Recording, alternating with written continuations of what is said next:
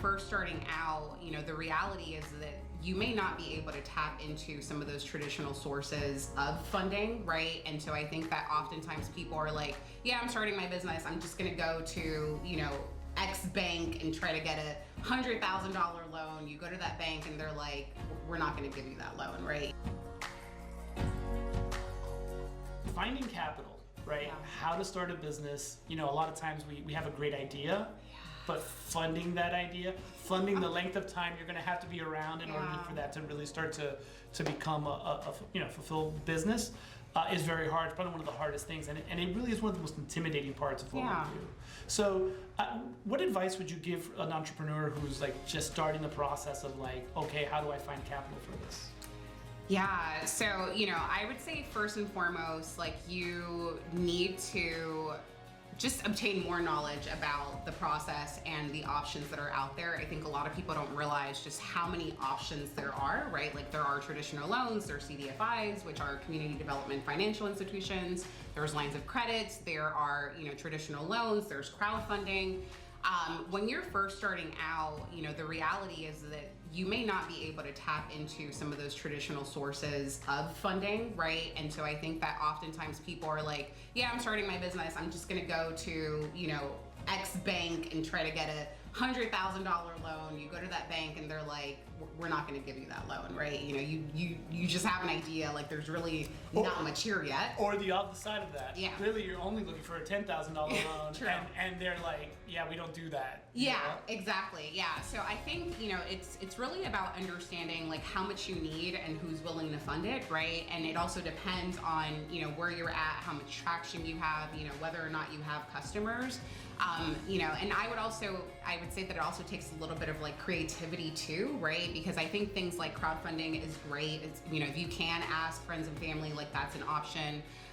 But I would encourage people to really go to those community development financial institutions or CDFIs because they tend to be the most flexible. So if you're looking for less than $100,000, that's, the perfect option for you. And oftentimes they're not asking for as much paperwork as a traditional bank would be doing. Right, and in Miami or South Florida, like for instance, the Miami Foundation was a CDFI for a period of time where they had a large grant and they were helping small businesses with those small micro loans and things like that. The Miami Bayside Foundation too. Yeah, they do a lot of good work. So there's, these organizations are community based, right? So, and you're probably more likely to be successful in finding them if you're actually in that community. Right.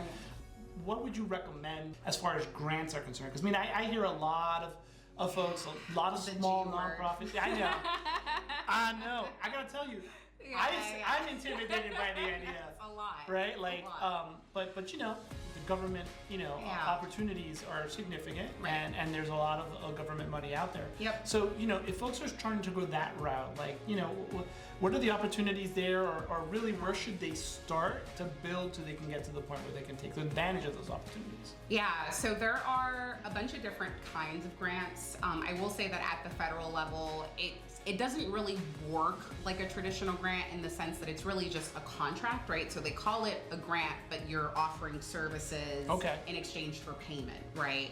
I will say that is like the highest level or like the more complicated level to kind of reach because, similar to traditional banks, they require a lot of experience. They require that you've been, doing this for at least 5 years. And so I work with a lot of entrepreneurs at the early stage that are like, hey, I just started my business. I want to sell to the federal government tomorrow. And I'm like, ooh, there's a process, right?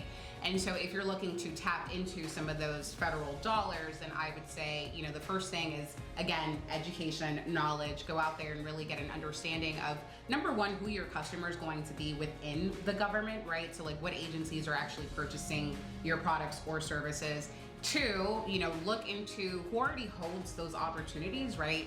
Generally, it's, the largest corporations, right? And so, they're normally the prime contractors, but they're always going to have subcontracting opportunities, right? So I would say that if you're looking to break into federal contracting or federal grants, I really think that the first step should be, seeking out those prime contractors or those corporations, becoming a vendor for them, because oftentimes, they need to like they need to have a certain amount of that allocation going towards small businesses anyways in order for them to actually be able to receive that opportunity.